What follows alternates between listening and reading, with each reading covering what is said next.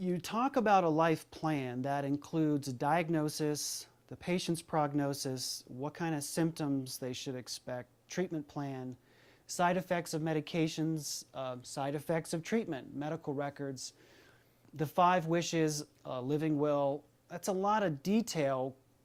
Tell me more about these and why they're important to the patient. It is a lot of detail, and you don't want to get hung up in it. But nobody's there advocating for you to have this information. And it can be vital.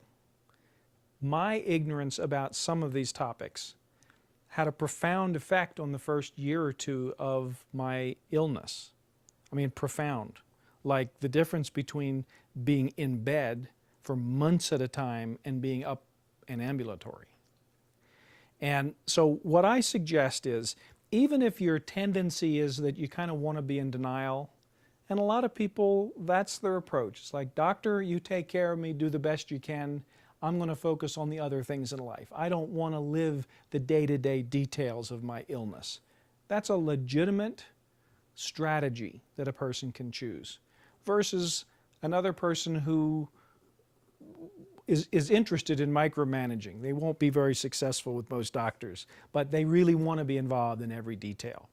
So there's a gradient from highly involved to not very involved. But I think it's important that you get the bases covered right from the start.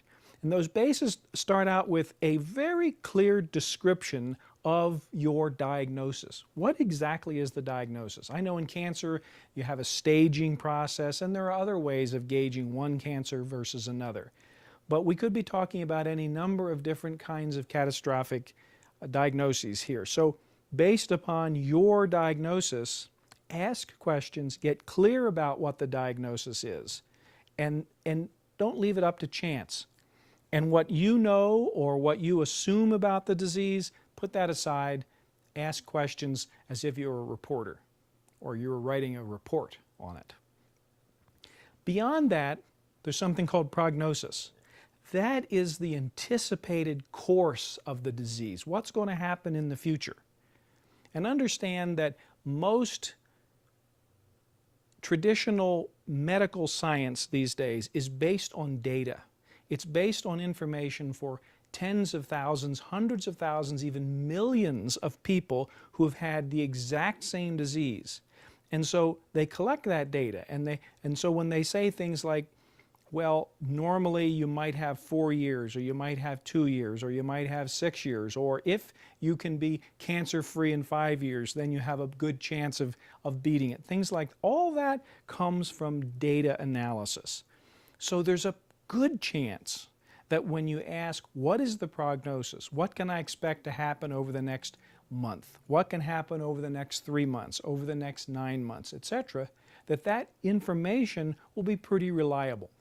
You're still a case of one, and you never should assume that that data is your plan. But at least know the odds. Most people with this diagnosis have this experience. That's what prognosis is. And understand what to expect there. And understand that there are symptoms from the disease. You know, no one ever told me what the symptoms of my disease were. Doctor, nurse, I had an orientation. No one ever said, well, here's what you can expect. Now, part of that is because there are many, many different possible experiences, and everyone is different. And very often the caregiver don't want to pre-prejudice. They don't want to say, well, you're going to have a headache on the 3rd day and you're going to have vomiting on the 5th day, because in some ways that programs you to do that. On the other hand, there is some general information. There is information, and sometimes you need to be that reporter, you need to be that investigative journalist to get that information. You want to know what to expect and what's going to come from the disease. And the reason that's important is because there is another process here, which is your treatment. So whether you're going to experience medical care, chemo, surgery, radiation, each each treatment will have its own set of side effects. So what is the intention of your practitioner in terms of your treatment? And understand that. Why this and not that? In my case, for example, I had an obstruction in the bowel, but I also had enormous activity in the liver.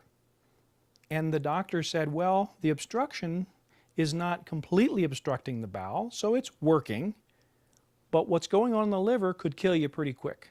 So we need to see if we can arrest what's going on in the liver with chemo, and then we'll think about the surgery and whether that's necessary later on.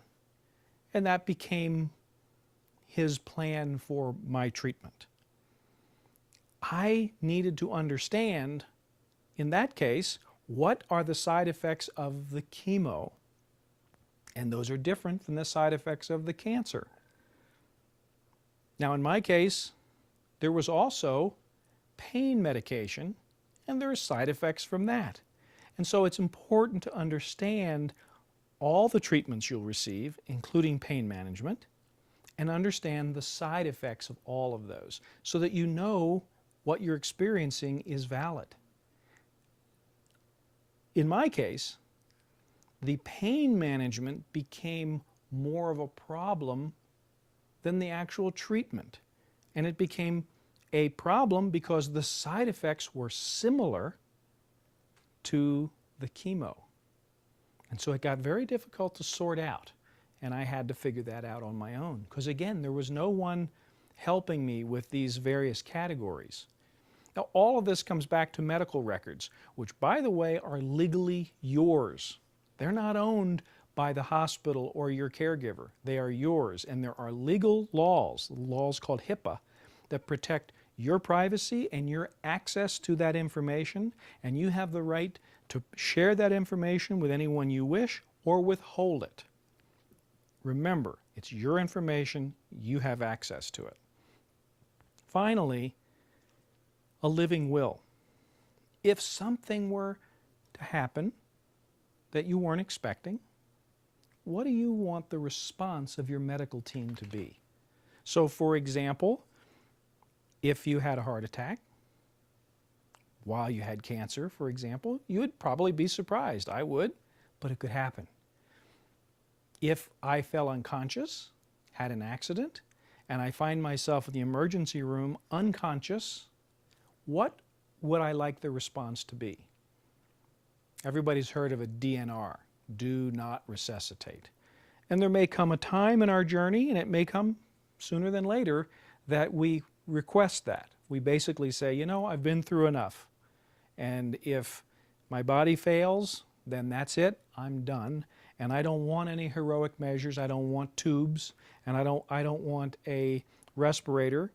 And that's what a DNR is. When you're basically ready, that when your body gives in, you're ready to go with it. On the other hand, if you're feeling pretty spry and strong and capable, but something were to happen surprisingly, maybe you do want to be resuscitated. And you can get very detailed in this. You can say, I think mine says something like, if two doctors agree that there's a likelihood of my being brought back from resuscitation, then go ahead and do it. And that I'm willing to be on a respirator for a couple of days. Beyond that, do not resuscitate. So you can get very detailed. It's your life. And you should take time to think about how you want it to be treated and what circumstances.